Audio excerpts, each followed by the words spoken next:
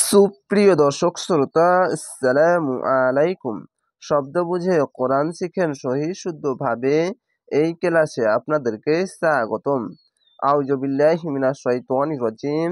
বিসমিল্লাহির রহমানির রহিম। ওয়াজিব গুন্না কোথায় কয় আলিফ টেনে পড়তে হবে, কোথায় থামতে হবে বা মিলিয়ে পড়তে হবে, এই গুন্নার বিষয়গুলি স্পষ্টভাবে এই ক্লাসের সাহায্যে বুঝে শিখে নিতে পারবেন এবং অনেক দ্রুত রিডিং পড়তে পারবেন। ওয়াআতুন, এখানে ওয়াজিব গুন্না খাড়া জবরে এক আলিফ টেনে পড়বেন। ওয়া জবর ওয়া, হামজা খাড়া জবর আ, খাড়া জবরে এক আলিফ টেনে পড়বেন এবং আলিফকে হামজা পড়বেন। যদি আলিফের ওপর নিচে যে যাবার পেশ বা যে কোনো জিনিস আসলে আলিফকে হামজা পড়বেন। হামজা খাড়া জবর আ, তা নুন পেশ তুন। ওয়াআতুন নিসা, মোটা চিহ্ন মাদ্দে লাজিম 4 আলিফ টেনে পড়বেন। নুন জের নি, সিন আলিফ সা, হামজা জবর আ, নিসা। সদু, সদ জবর স, দাল পেশ দু, সদু। ওয়াতিহিন্না, এখানে ওয়াজিব গুন্না খাড়া জবর এক আলিফ টেনে পড়বেন। কফ খাড়া জবর ক, তা জেতি কোয়াতি, হা নুন জের হিন, নুন জবর না, কতিহিন্না। নিহলাহ, নুন হাজের নিহ, লাম হাজবার লাহ। এই হা কেন পড়লাম, এখানে ত আছে, তয় জায়গায় থামতে হবে, তার জন্য গোল তা যদি থাকে থামতে গেলে ওপরে সাকিন দিয়ে একে পরিবর্তন করে হা পড়তে হবে। তো এরকম হবে লাহ। আর যদি না থামেন তাহলে নিহ, এখান দেখেন নুন হাজের নিহ, লাম যাবার লা, নিহ লা, তা দো যাবার তাং, তা হতো। তো এখানে থামতে গেলে হা হয়ে যায়, তার জন্য লাহ বলে থেমে যাবেন। থামতে গেলে হা হবে, না থামলে তা হবে, এই বিষয়টি খেয়াল রাখবেন। গোল তা শুধু, থামতে গেলে হা হবে, আর যদি না থামেন তাহলে তা হবে। ফা ইং, বাংলা অনেস্কার মতো ইকফা গুন্না, ফা যাবার ফা, হামজা নুনজের ইং, ফা ইং।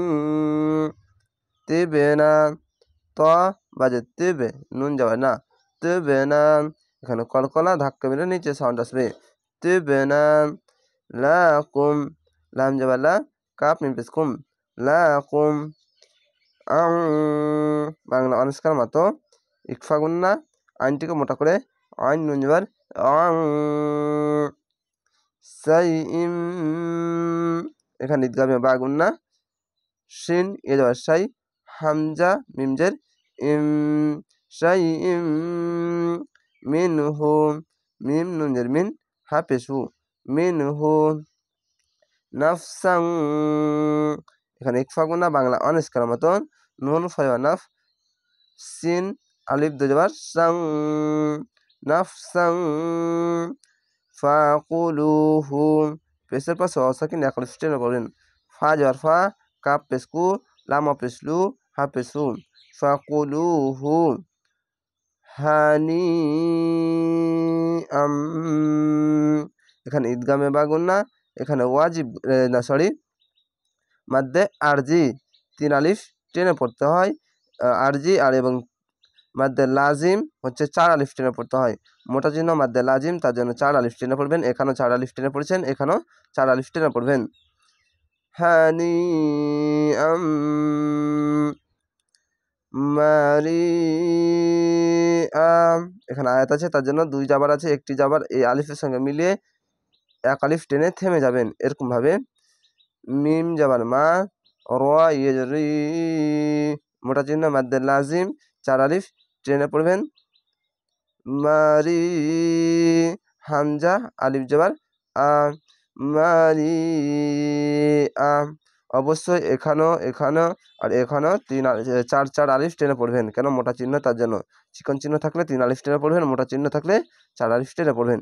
চিকন চিহ্ন মাদ্দে আরজি আর মোটা চিহ্ন মাদ্দে লাজিম, এই বিষয়টি খেয়াল রাখবেন। আশা করি আপনারা এই ছোট্ট ভিডিওর সাহায্যে গুরুত্বপূর্ণ বিষয়গুলি অনেক সহজেই শিখে নিতে পারছেন। তো অবশ্যই চ্যানেলটিকে সাবস্ক্রাইব করে রাখবেন এবং পরবর্তী ক্লাস দেখার জন্য অবশ্যই আমার সাথে থাকবেন। ভালো থাকেন, সুস্থ থাকেন। আসসালামু আলাইকুম।